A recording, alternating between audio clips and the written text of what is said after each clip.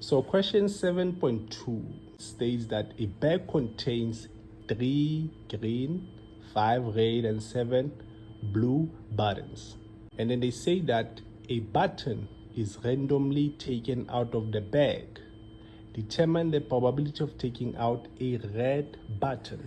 So we know that to calculate the probability of taking out the red button, so the probability of taking out the red button will be equals to number of favorable outcomes. So favorable outcomes, we know that it will be 5, okay, over what? The total number of possible outcomes. So possible outcomes will be when we add all of this, 3, 5, and 7. So which is how much?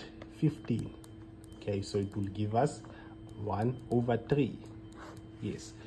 And then 7.2.2, they say determine the probability of taking out a green or a blue button. So the probability of taking out a green or a blue button. A favorable outcome for a green would be 3 out of 15.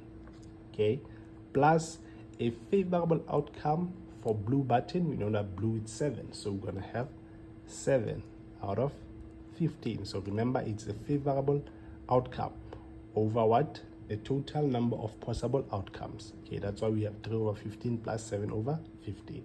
So this will give us 2 over 3.